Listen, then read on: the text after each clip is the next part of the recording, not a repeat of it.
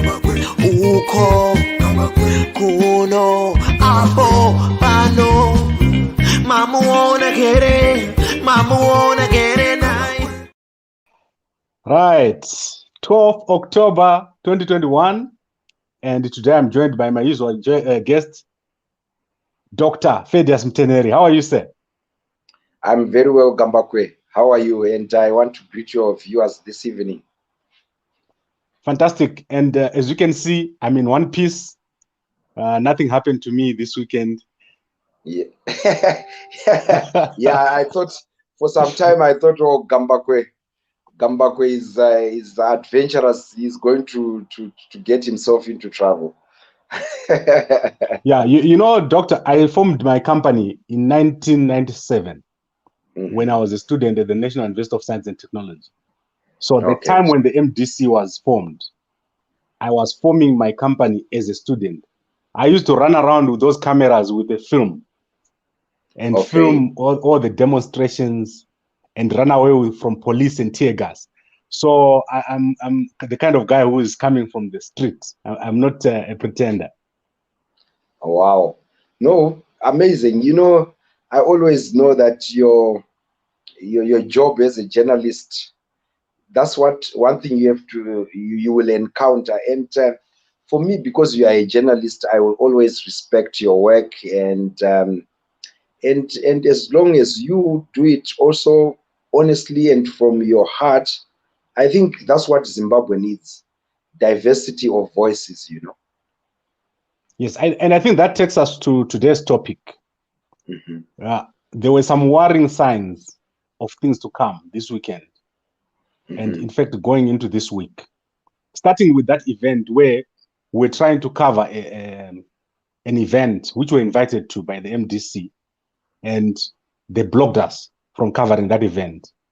Then on Monday, I think, Nelson Chamisa went to Masvingo, and there were reports that his motorcade was attacked.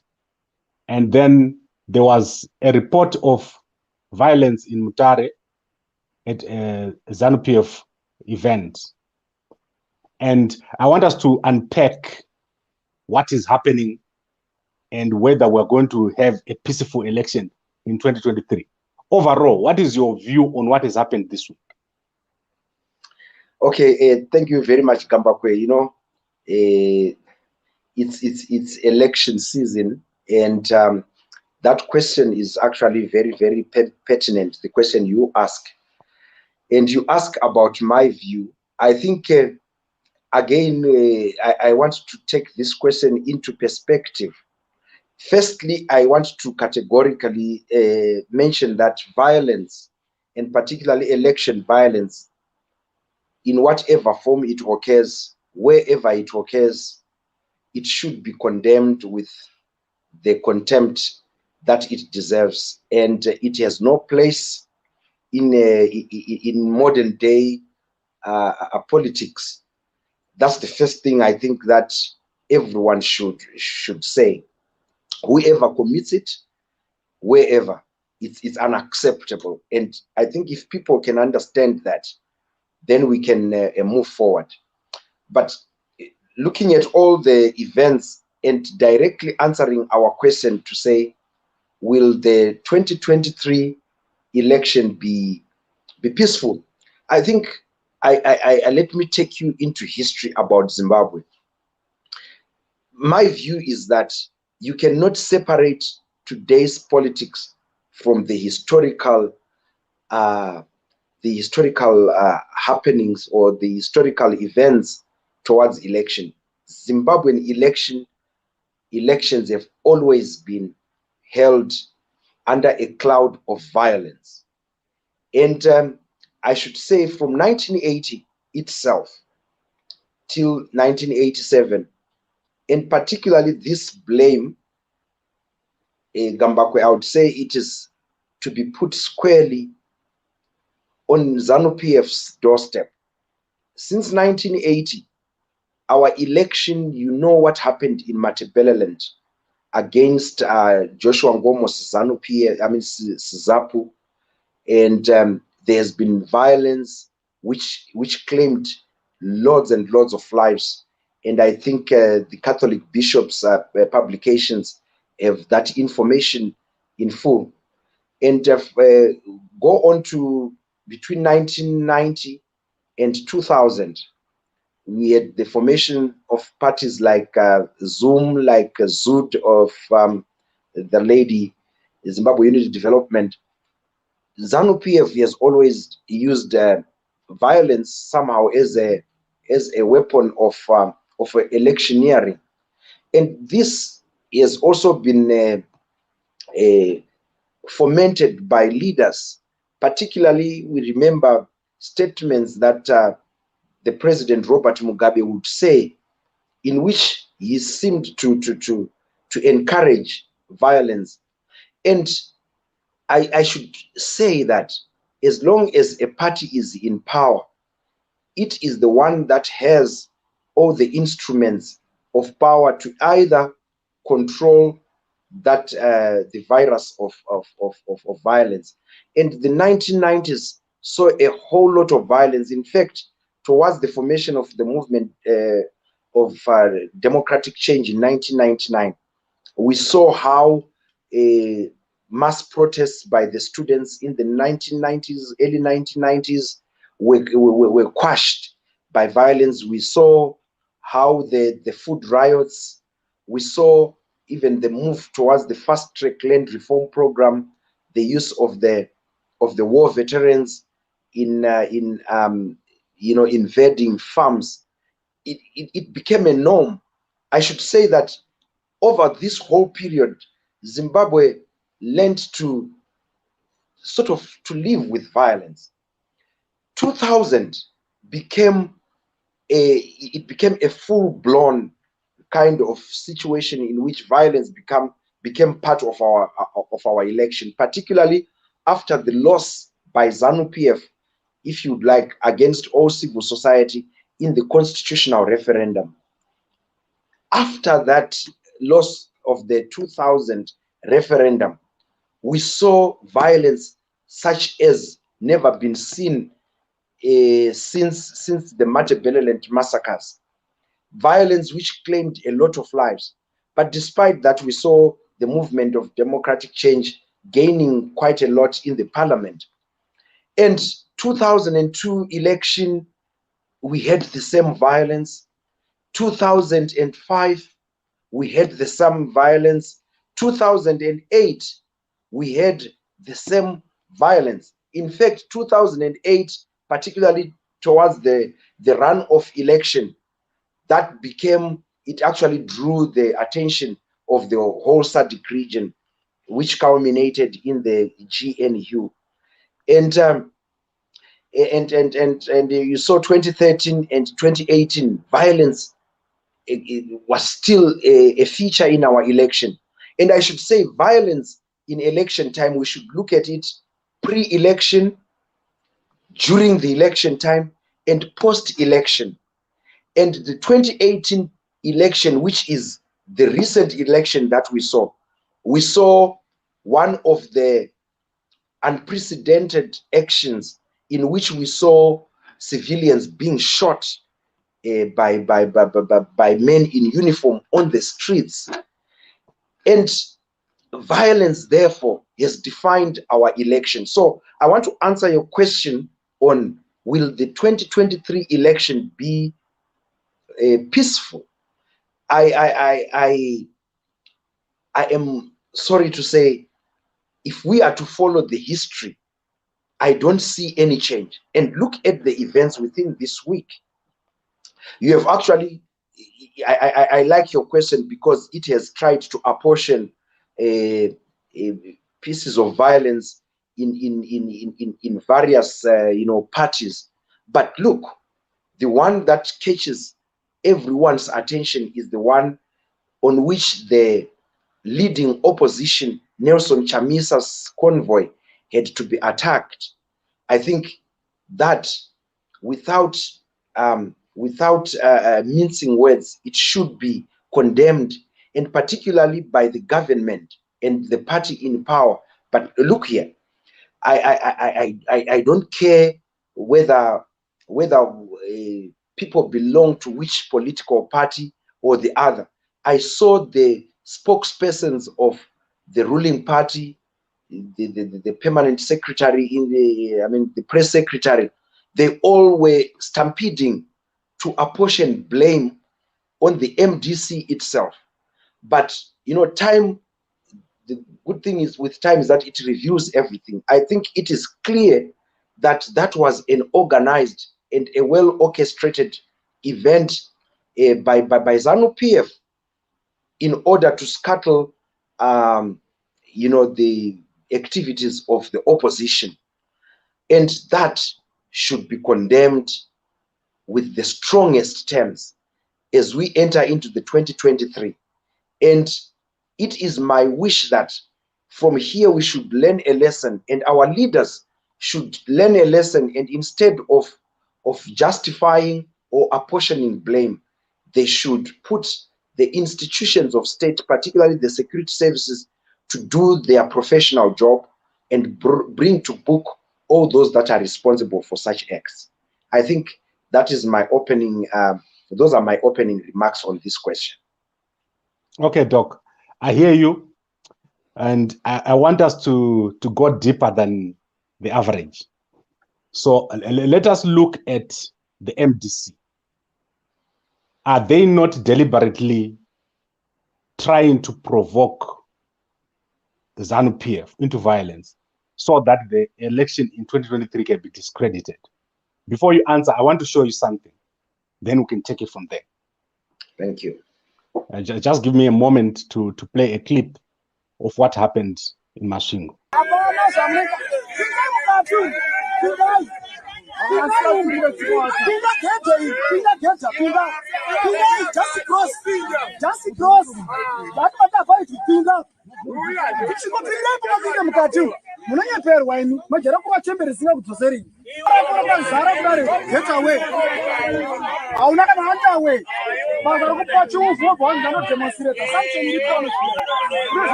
Right. I've shown you there one of the people in the motorcade of Nelson Chamisa openly fighting with the demonstrators. And these demonstrators were in a combi.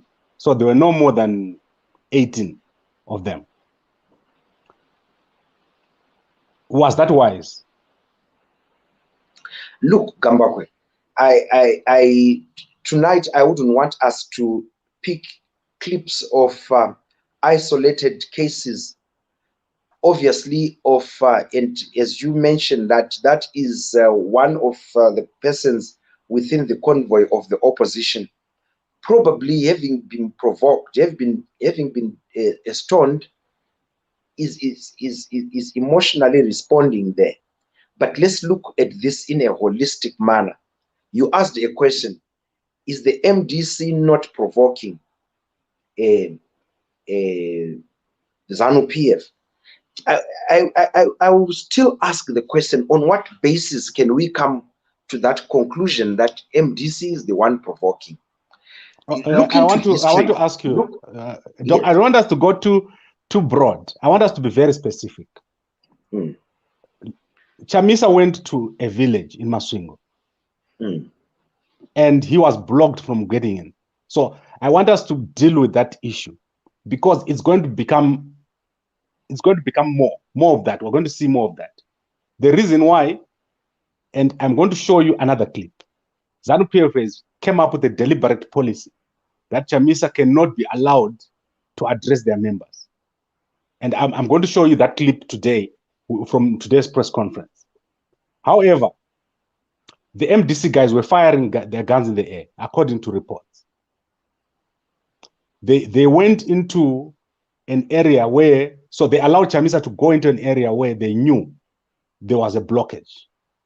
So if we talk of security, there was a failure on the part of their security. Then I want to show you the actual blockage. It was not a lot of people, and they were grannies. These are old people. They're not young ZANU-PF people. So let's talk about what we are seeing. So let's play that clip again.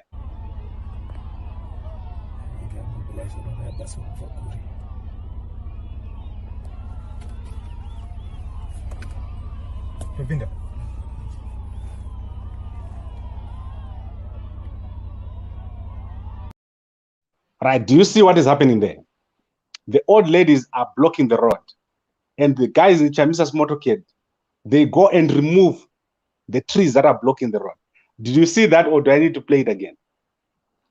No, there is no need. Probably let's, like you said, let's unpack it, because pictures by themselves, especially these, they may not tell the full story. But now, from combining a whole lot of stories that we have heard and seen, I think there is a clear story in which I don't want us. That's why I said in my opening remarks that it would be foolhardy for us to point fingers at the movement for democratic change and say they are the provocators.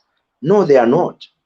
Look, we have seen the police act with unbridled exuberance when it comes to arresting or bringing to book any members of the opposition that are on the wrong side, even individuals that dare stage even a single protest. We have seen them getting arrested and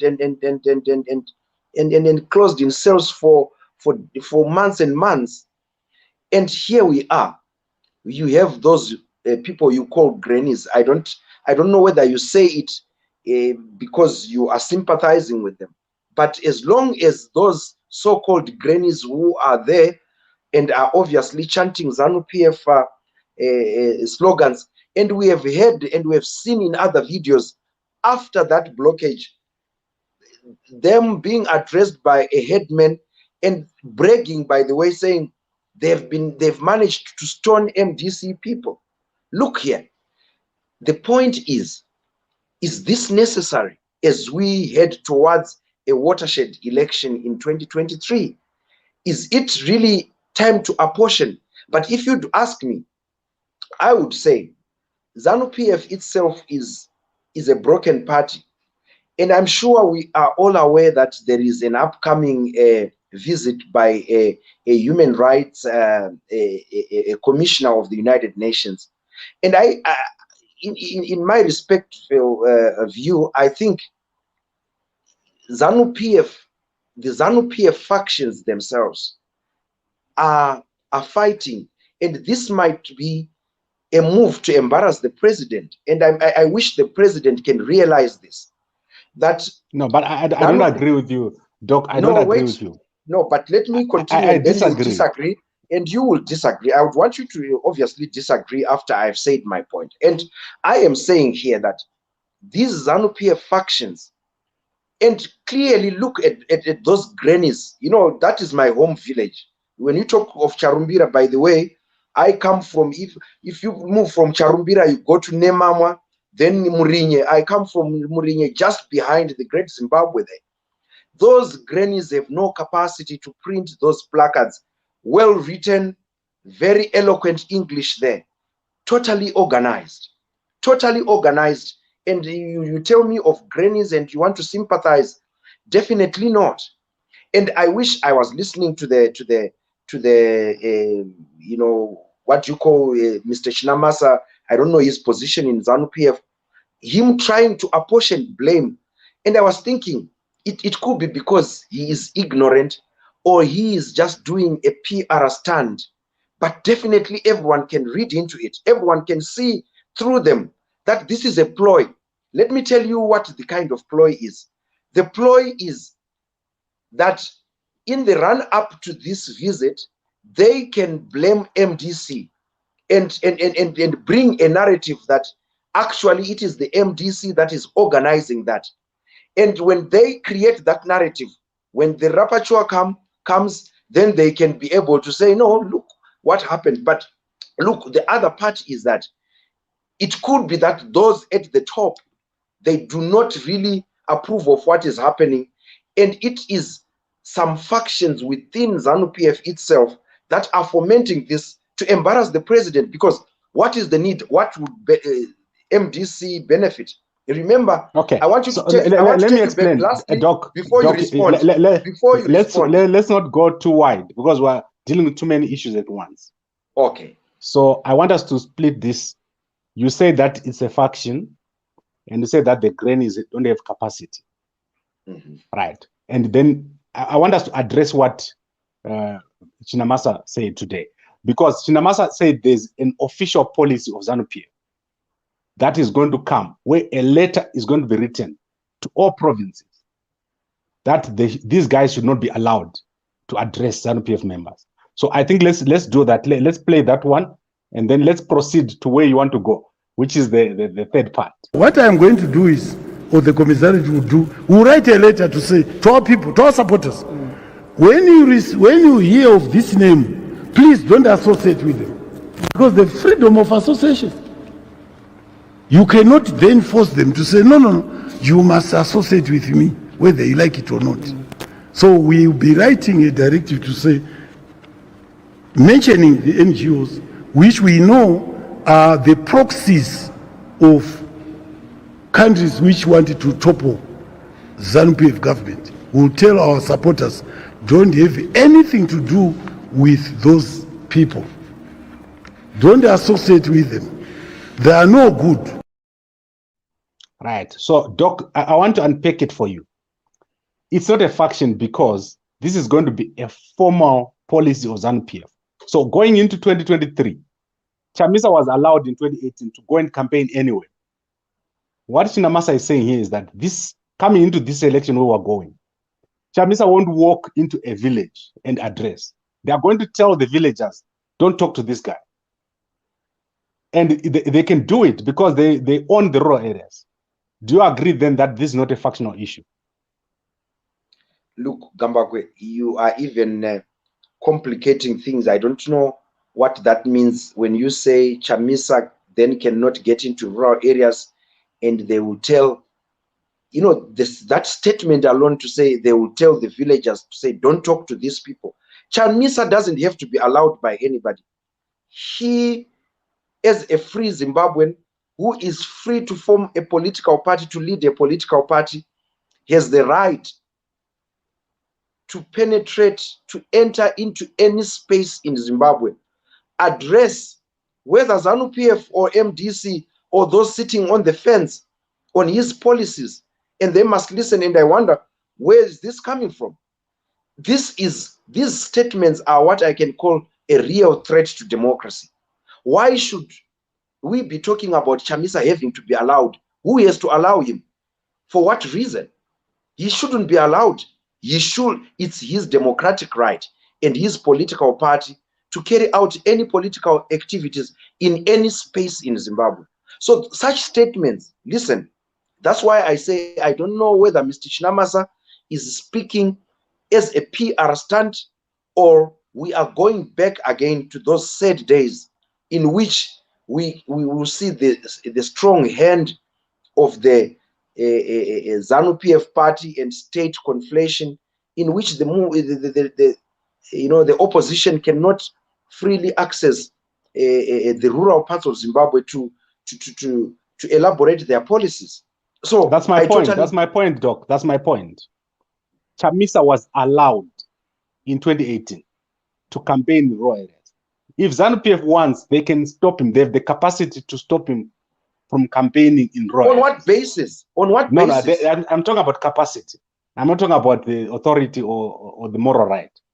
I'm saying if ZANU-PF wanted today to say Chamisa cannot campaign in any village, he won't go there. That is what I'm saying. And he doesn't seem to understand, because these guys, when they go, they're quite arrogant. You saw the guy insulting those villagers when he was there. So Gambakwe, you are already missing the point in that you think, the fact that you think that ZANU-PF has the prerogative to arrogate to themselves the right to allow or disallow any opposition from campaigning in any space in Zimbabwe. That is wrong. Totally, that is wrong. Okay. No, I'm not saying it's not okay, me. It's what Chinamasa formally said. This was a former position. Given, I want to give it to you that, okay, let's say ZANU-PF has the capacity. So let's agree that we have gone one-party state, and then let's deal with it that way. I want to categorically say, in the modern day political contestation, there is no need for such statements coming from people who claim to be the liberators of Zimbabwe. Okay, but let's say you are Chamisa, right? You want to go to Mashonaland in the East. The point is that ZANU-PF can actually tell their people in that area, for example, these grannies, to stop you from getting in. They won't beat you up. They won't do anything. They'll just tell you not to come in. Is that not the point where Chamisa needs to address? Because I think at the moment, the mistake they're making is they want to attract an international audience. And basically, if you saw Feddious Mutenheri's tweets, she said there are 200 people who are in this group, which is totally false. There were no more than 20 people in this group. So they're trying to elevate the violence. Are they not making a mistake by trying to make it look like there's a lot of violence when there's none? Gambakwe, I should admit that I've got a problem with your way of viewing things tonight. Of course, you are also being selective in, right now you are showing me a clip in which, of course, that section of that clip is showing me that handful of people. I am saying we all know what happened. We know the numbers of people who were there. We know the organization that occurred to block the leader of the opposition. And my point is that Chamisa does not need to apologize for anything as a political leader in Zimbabwe. Chamisa, if anything, must be given space, protection by the state, and I dare say by the police service. But why? Why should they give him? Why should they give him? Why should they give him protection? What has he done to deserve to address a ZANU-PF stronghold? Gambakwe, I've got a problem. I'm honestly, it's a ZANU-PF stronghold. I think you need to rise up. You need to rise up to your name as Gambakwe, the media man. I don't understand what you are saying. I'm saying the Constitution of Zimbabwe gives right to any Zimbabwean to form a political party of their choice. It gives the right and the freedom of association, freedom of speech, and therefore Chamisa falls within that precinct. And that question is null and void. You can't be asking me that question, that what if ZANU-PF? ZANU-PF is just another political party.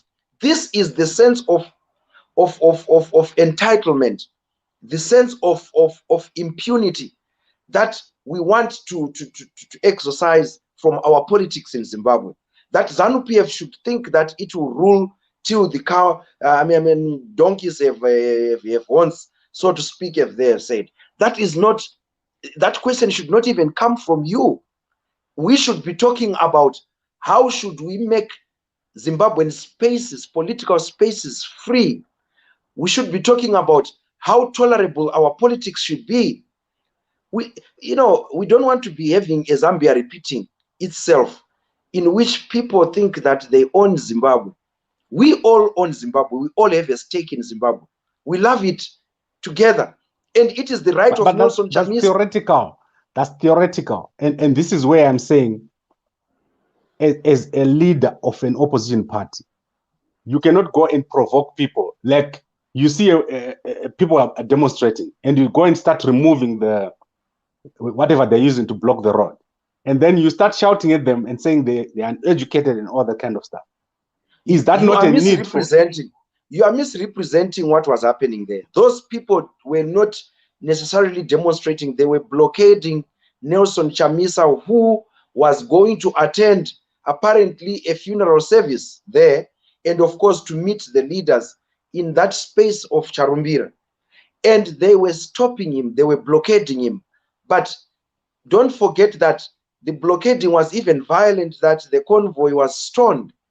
And which, me and you, I want to ask you, is it right to have, in the first place, to have the opposition leader of a country having to be stopped and to be treated in that way? I'm asking you, I'm putting that question to you. Is that right? Okay. The stoning happened after these guys removed the blockades.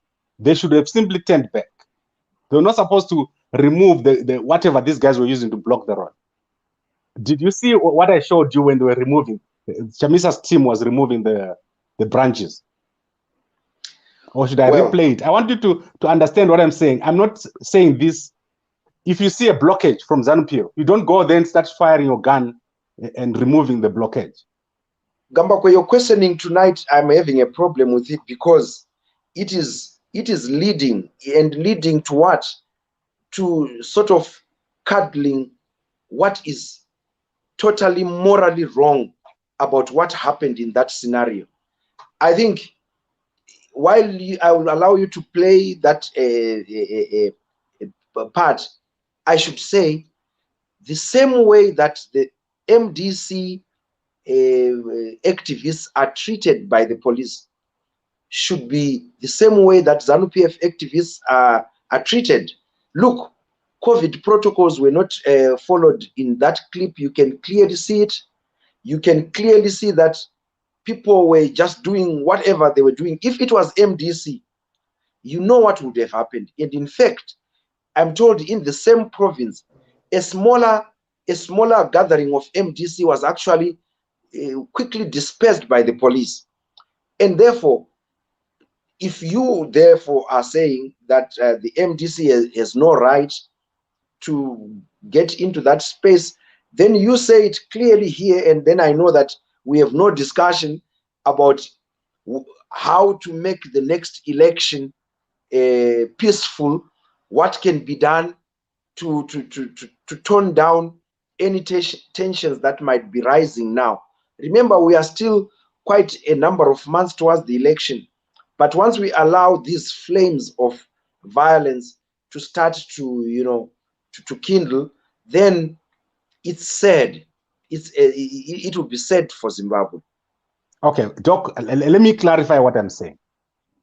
What I'm saying is that MDC of Chamisa, they are making the mistake of trying to exaggerate the amount of violence that happened and their role in that violence.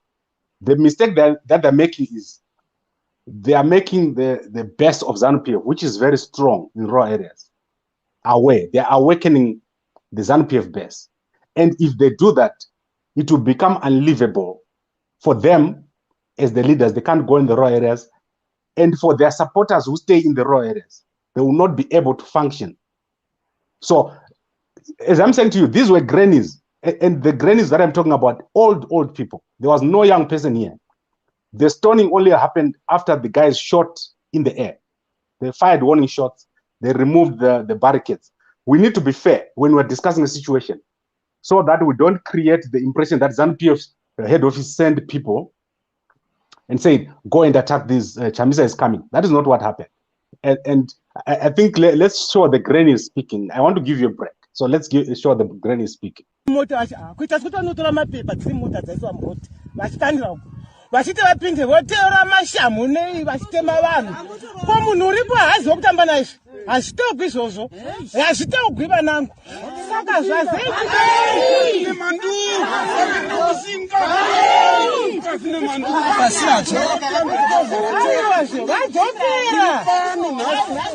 vadzokera asi vakuvara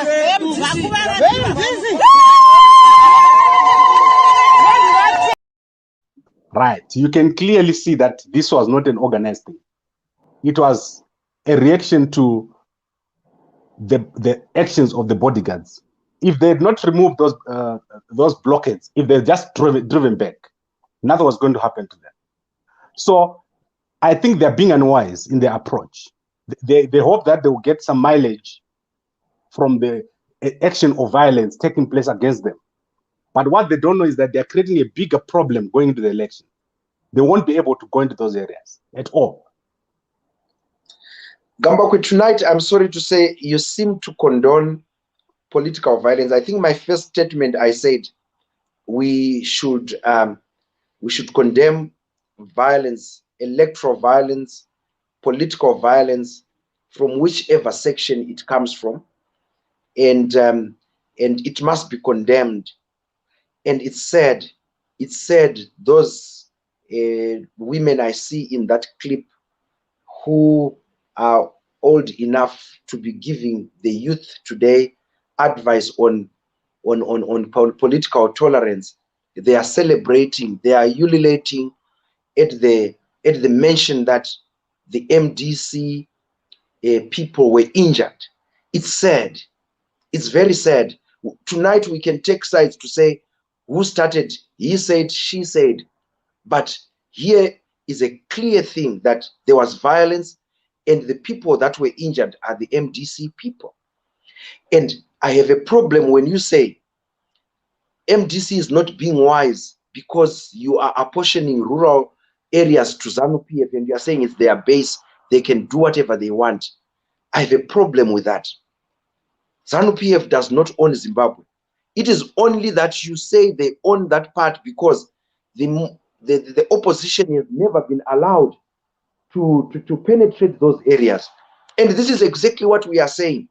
Can we open up our space for democracy and let political parties contest competitively according to policies, not weaponizing violence to garner support, not gathering old women and encouraging them to take part in violence. What are the young people today going to learn?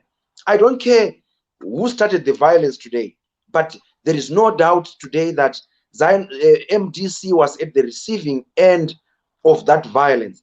And all I'm saying is that it should be condemned, not only by ourselves as analysts, but first from government. This is where it should come clear. This is where the police commissioner or a spokesperson should come out clear and spell out to ZANU-PF supporters, MDC supporters, that violence will not be brooked, no matter where it is coming from, no matter who has orchestrated it. And those people are proxies of very powerful people. And I'm saying it should be condemned, Gambakwe. No, but Doc, you're missing my point. I don't believe in violence at all. I'm just trying to explain to you that the MDC thinks this is a good way of getting attention. Unfortunately, I can't show you Feddious Mutenheri's Twitter account, so I have to show you the preview because I'm apparently blocked. But I want to show you what she said. Right, she goes here.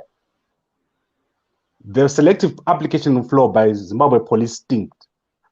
They ignored 200 marauding ZANU-PF thugs who stoned vehicles and assaulted our team. Right. She is obviously lying. There's no 200 thugs there. And Gambakwe, you were not. Hear my point. Hear my point, Doc. They are trying to exaggerate this violence. She says there are 200 thugs. There were no 200 thugs there. In fact, there were less than 20, 30 grannies in that group. And the MDC guys are the ones who shot in the air. So the point that I'm making to you is violence is bad, but if you use it as a way of gaining a mileage, it will backfire.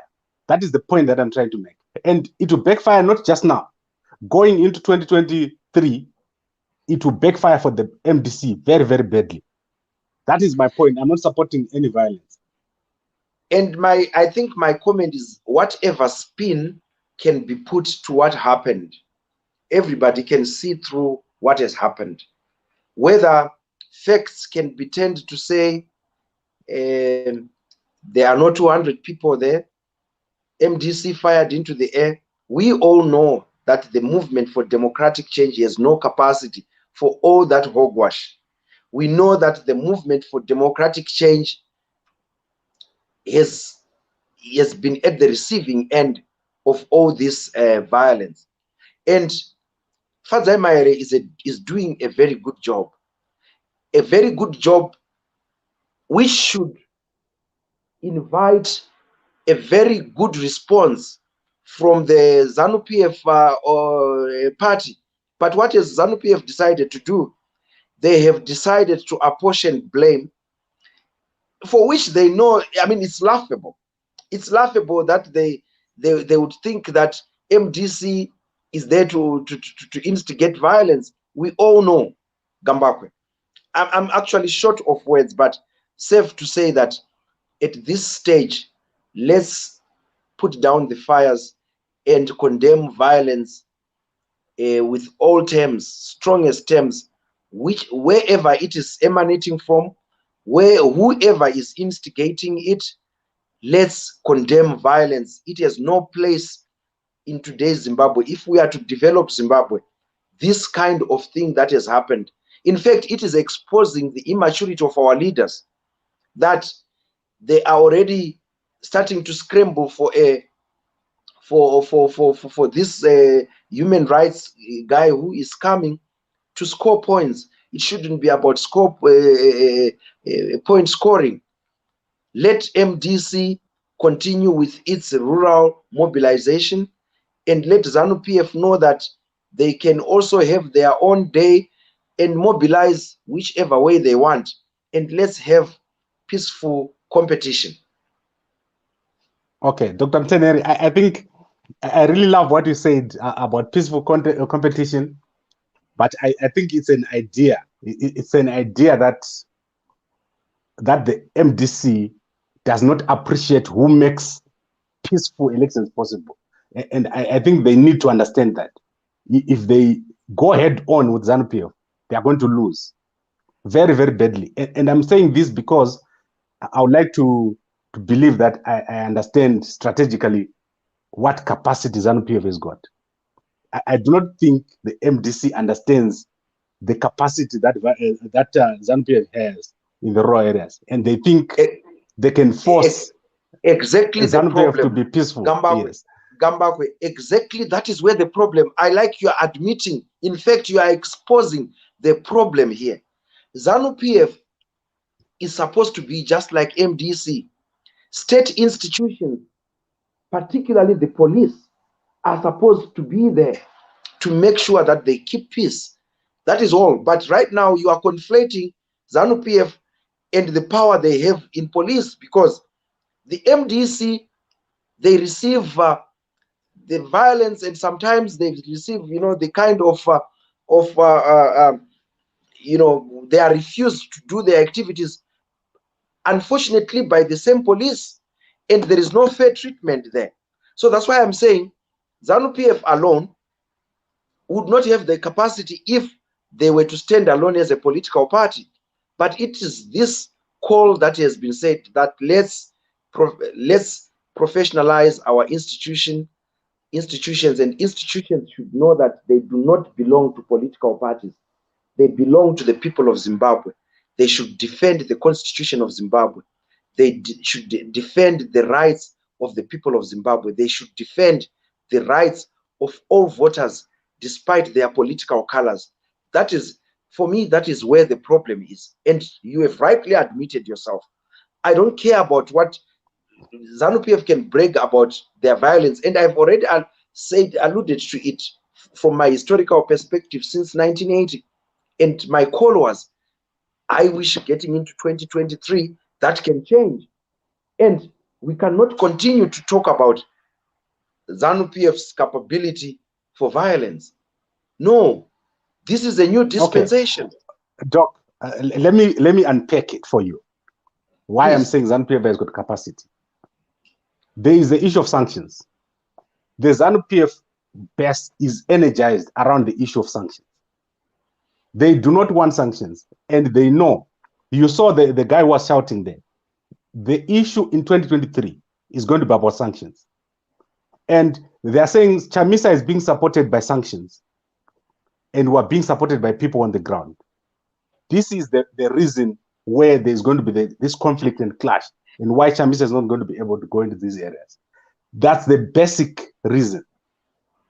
And I'm trying to show you why this is happening. But I see you keep talking in a theoretical way, as if politics happens in a mathematical way. I do not think that is how it happens.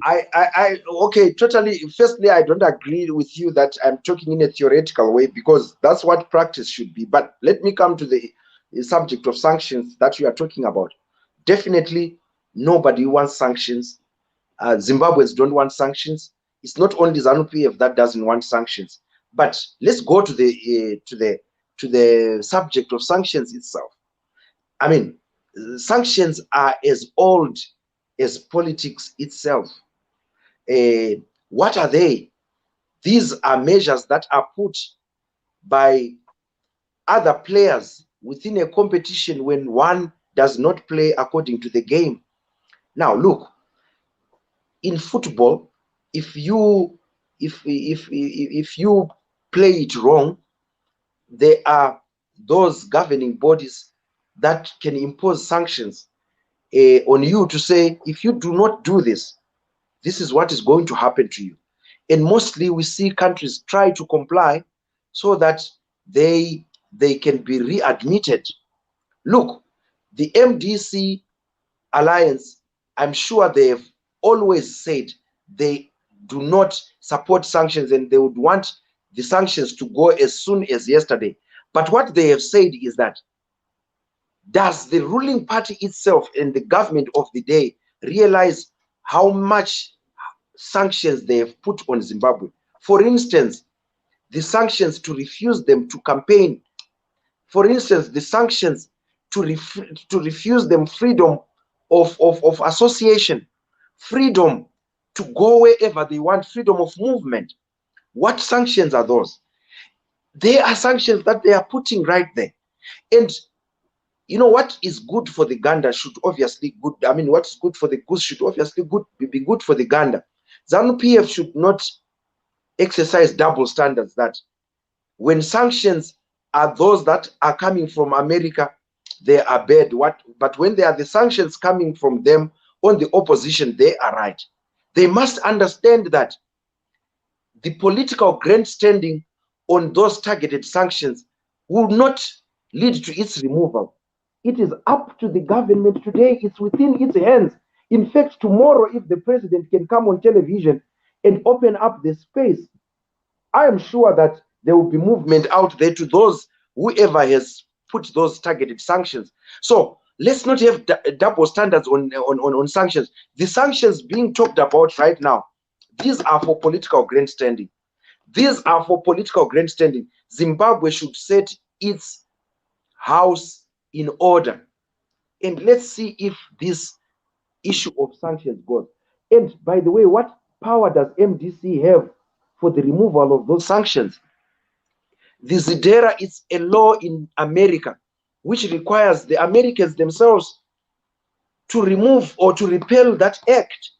What does the MDC have to do with that? I hear you. I hear you, Doc. Let me explain something to you. Sanctions are evil. I want to say that to you. They're evil. They're hurting ordinary people in the villages. And Chamisa and his crew, his group, they seem to be narrating the same way you are. That sanctions are not hurting anyone. They are in America. They are not on the ground. Whereas people are dying in Zimbabwe because of sanctions. So the ZANU-PF base, as I said to you, is energized on these sanctions. And you will see in 2023, I say mark my word on this one. I don't want you. Yeah. I don't want you to get away with statements. When you say people are dying because of sanctions, let me tell you. Okay, let me just give you some few facts here. Do you know that today the United States of America is actually the greatest sponsor of aid to Zimbabwe? The European Union you are talking about is one of the biggest sponsors or donors to Zimbabwe. They are helping in fighting diseases, in delivery of social services, and they are putting in millions and millions. And by the way, since 1980, they are having the figure that stands there is 3.2 billion from the United States of America up till 2021. And these You're talking to the wrong person. You're talking to the wrong person. I understand what you're saying, but Yes. the ZANU-PF base does not understand what you're saying. ZANU-PF has made it clear that they're going to use the sanctions issue in 2023. And Chamisa is going to lose because of that reason. The base of ZANU-PF, they believe Chamisa called sanctions. They believe that the sanctions support Chamisa's party. And this is why you see what is happening starting to happen. If the sanctions are not there, then there will be no excuse. But now they will tell you that we will block him from coming here because he is causing the sanctions. But look, when did Chamisa call for sanctions? I would actually want you one day in these discussions, because we are going to have a series of this, for you to bring to me when Chamisa has called for any sanctions. These sanctions, I remember they have been put ever since around the early 2000, when violence started to rear its ugly head in Zimbabwe. And they have been maintained because the government has not shown the willingness to correct that situation. And that's not why true. The government of Zimbabwe last year. Let's separate political grandstanding and the reality on the ground, because there is need for honesty on this. Of course, you are right to say ZANU-PF is going to use sanctions because it becomes a political tool in their hands to win political power. But I am against them using violence then and trying to say Chamisa called for sanctions. I've not seen. I mean, honestly, I would want you to make a research in our coming week. You prove to me that yes, here is him calling for sanctions, and then we pick it from there. Otherwise, it remains political grandstanding. Okay, I think we are going into a very, very deep topic, a topic that is very hurtful to many Zimbabweans, especially the poorest of the poor. Me and you, we've got ways of making money. But young Zimbabweans right now, if they hear you talking about sanctions, they get very, very cross. And I think let's make this a topic for next week. I know you talked about a lot about sanctions. Tomorrow, ZANU-PF is hosting a talk on sanctions. I'm going to try to broadcast it here. And I want to tell you that sanctions are the issue for 2023. They make no mistake about it. The sanction issue is going to be very, very big in 2023. So, Doc, I don't want to keep imposing my opinions here on this. I know you don't like the way I've been questioning you today. No, I respect it. I respect you as a journalist, but there are questions which I think we need to put into proper perspective, that we cannot parrot the ZANU-PF line as well. And it's said that one or two leaders in SADC have just taken hook, line, and sinker the issue of sanctions, and not sought to address the real issues at the heart of those sanctions. I think, like I told you, the new dispensation had the most goodwill from all over, not only from Zimbabweans who were sitting on the fence, who could have joined ZANU-PF en masse, but to even countries within the region, to those even in Europe that have imposed those targeted sanctions. And they squandered it. They continue to squander it. I think it's the arrogance of power, and it is also, ZANU-PF has this tendency of escapism. They hold on to a narrative, they trumpet it, and the hope is that it becomes truth when they say it over and over and over again. We have talked about corruption. Why is corruption not a major issue? Why are we not talking about it? Why are we not talking about the political violence we are talking about as the major sanctions that Zimbabweans really feel? People should not be scared in their own country. How much the ombudsman in Zimbabwe has produced reports and reports which have shown how much resources have been lost through corruption. Why are we not addressing that? That's where the honesty of this discussion comes. And between you and me, you as a journalist, that is where our discussion should come from and say, what should the government of the day do? And to continue to accuse the opposition, we all know where it is heading to, that it is a political tool which will be twinned with violence to justify whatever political ends. But it's sad, it only shows the emptiness of leadership in our country. It only shows the selfishness that has gripped our leaders, that they would hold on to power at all costs. Never mind those in Chendambuya, in Dotito, in Charumbira there, those grannies seemed to be hungry. Those are the people we should be talking about. If we fix our own Zimbabwe by ourselves, I'm sure they would not be talk about these sanctions. And as you rightly say, yes, there will be a political issue, because that's what ZANU-PF is choosing, to make a political issue. And unfortunately, they have ideologically run out of ideas. And that is why they will harp on something that they can deal with like this. On an announcement by the president on television even. All right, Doctor, I really enjoyed talking to you, and I hope that you have represented well the other side of this discussion. Because what I like is there are two sides. I realize I like your humorous side. What I am saying is the honesty of this discussion, that Gambakwe, this discussion needs honesty.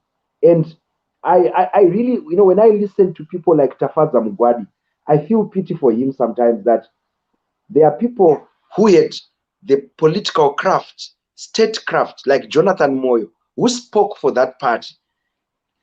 Count how many years down the line they have fallen by the wayside.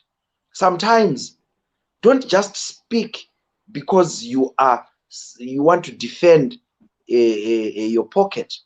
Speak from the point of your conscience, from the point of honesty. They are bankrupt. If you listen to Nick Mangwana, the bankruptcy of ideas is palpable. It's sickening, actually. Sometimes Jonathan Moyo, I've always told you, hate him or like him.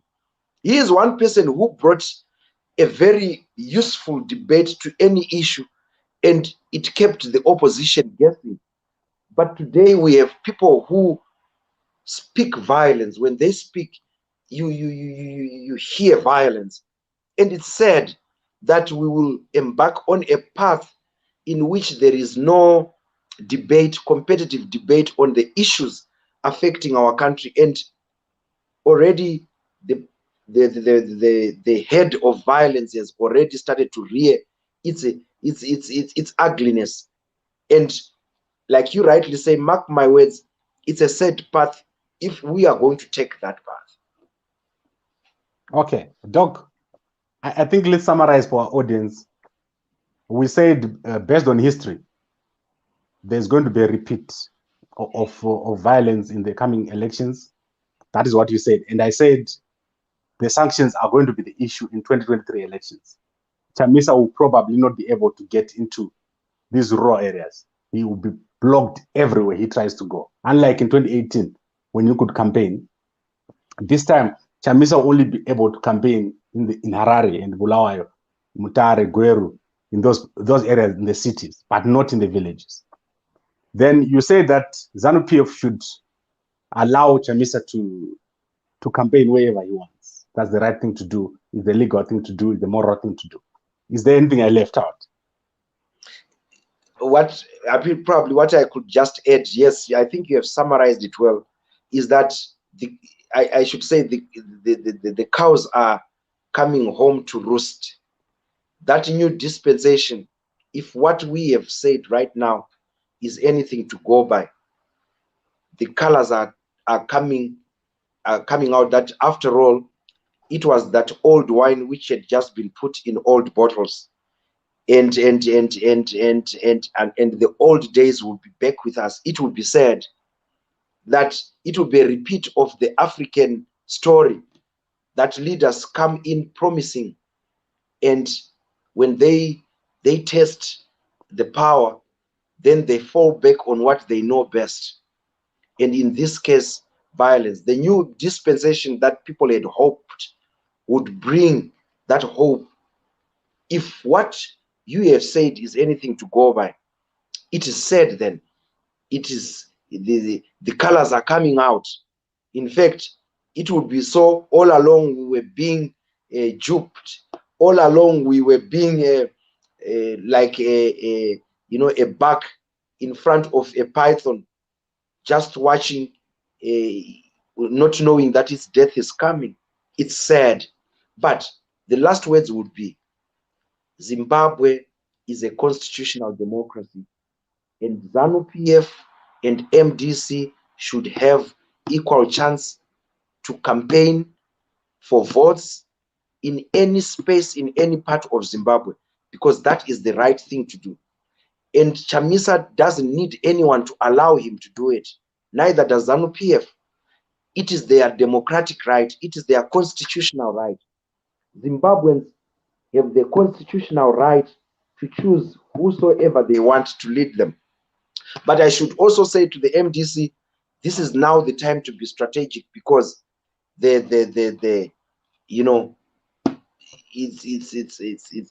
it's election season, and ZANU-PF is showing what it is capable of doing.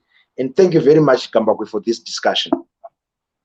Thank you very much, Doc. And let's get out with the statement from Chinamasa. What I'm going to do is, or the commissariat will do, we'll write a letter to say to our people, to our supporters, when you hear of this name, please don't associate with them, because the freedom of association. You cannot then force them to say, no, you must associate with me, whether you like it or not. So we'll be writing a directive to say, mentioning the NGOs, which we know are the proxies of countries which wanted to topple ZANU-PF government. We'll tell our supporters, don't have anything to do with those people. Ay, ay, ay, ay, ay, ay, ay, ay, ay.